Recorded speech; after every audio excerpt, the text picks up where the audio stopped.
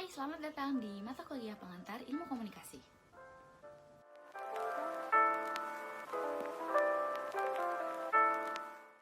Kali ini saya akan menjelaskan tentang ilmu komunikasi sebagai ilmu pengetahuan sosial yang bersifat multidisipliner. Mengapa dapat dikatakan bahwa ilmu komunikasi merupakan ilmu pengetahuan sosial yang bersifat multidisipliner? Jadi, pada dasarnya ilmu pengetahuan tersebar secara umum melalui pendekatan-pendekatan yang digunakan untuk mempengaruhi peta komunikasi yang berasal dari disiplin ilmu seperti psikologi, politik, linguistik, antropologi, dan sebagainya.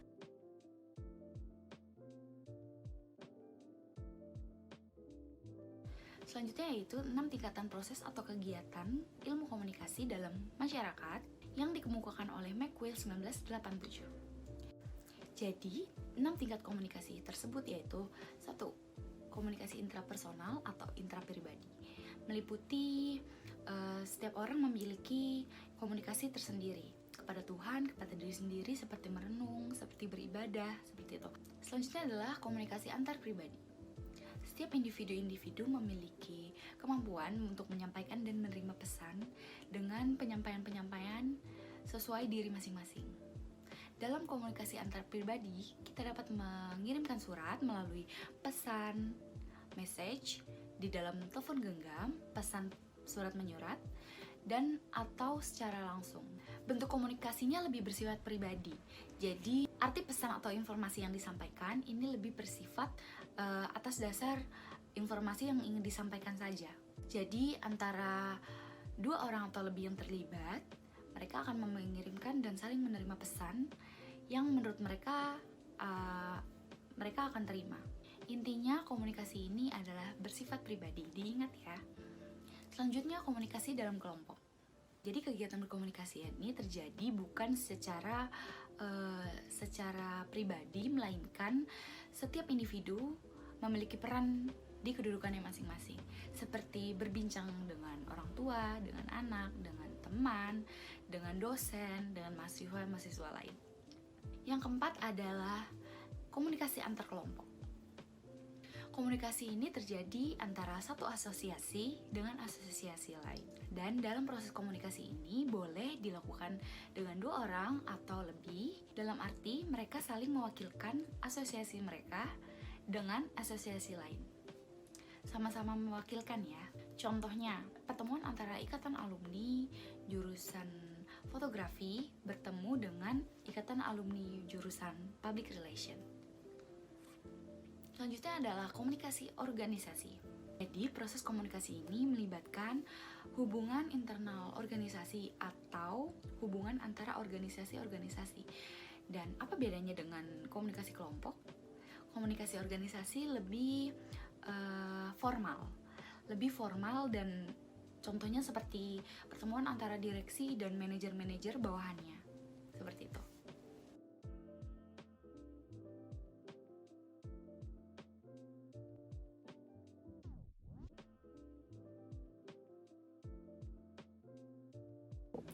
Selanjutnya, kita menjelaskan tentang model-model komunikasi. Yang pertama yaitu model komunikasi linear. Komunikasi ini terjadi dengan satu arah. Jadi, penerima pesan bersifat pasif dan tidak dapat memberikan feedback secara langsung. Seperti berita di TV, berita di radio, penerima pesan hanya bisa mendengarkan saja tanpa bisa mengirimkan feedback secara langsung. Selanjutnya, model komunikasi transaksional. Model komunikasi ini terjadi antara dua arah dan mengaitkan dengan konteks sosial, konteks hubungan, dan konteks budaya. Jadi dalam komunikasi ini pihak-pihak yang mengirim dan menerima pesan bukan hanya sekedar menerima saja dan mengirim saja informasi tersebut, melainkan bertujuan untuk membangun sebuah relasi atau hubungan yang baik. Selanjutnya, model komunikasi interaksi. Sama seperti model komunikasi interaksi, dengan bedanya model komunikasi interaksi digunakan secara dunia maya. Di sosial media, karena pada zaman globalisasi ini, masyarakat dapat menggunakan media sosial dan berhubungan dengan individu-individu lain dengan mudah tanpa harus bertemu. Jadi dalam komunikasi ini, pertemuan dalam proses komunikasi tidak terjadi secara langsung, dilakukan di dalam berselancar dengan internet. Menurut tokoh Anwar Arifin 1984, komunikasi kelompok adalah suatu komunikasi yang terjadi antara beberapa orang yang terjadi dalam suatu kelompok kecil seperti rapat, konferensi, pertemuan-pertemuan, dan sebagainya. Kelompok komunikasi ini adalah interaksi yang terjadi oleh beberapa orang, 3 orang atau lebih, dan interaksi yang ada dalam proses penyampaian komunikasi tersebut sudah ada tujuannya.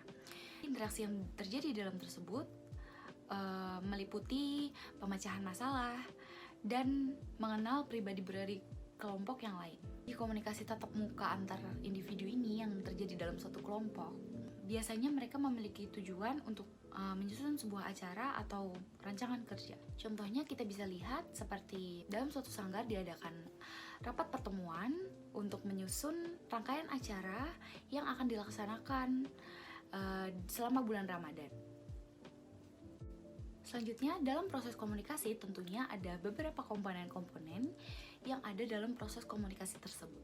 Tentunya ada komunikator, yaitu individu yang mengirimkan pesan dengan tujuan tertentu kepada komunikan, yaitu penerima pesan.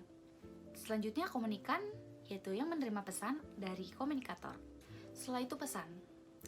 Pesan ini adalah penting, ini adalah poin utama dari proses komunikasi. Pesan yang disampaikan, makna dalam dan isi dari pesan tersebut. Yang keempat adalah media penyampaian atau sarana untuk menyampaikan pesan tersebut. Selanjutnya adalah feedback. Feedback adalah respon balik atau umpan balik yang diberikan komunikan kepada komunikator. Dan setelah itu adanya efek. Efek yang terjadi setelah menerima pesan tersebut atau memberikan informasi tersebut. Jadi pengaruh apa yang dapat ditimbulkan setelah menerima pesan. Nah, itu dia materi tentang pengantar ilmu komunikasi yang saya jelaskan. Terima kasih. Sampai jumpa kembali.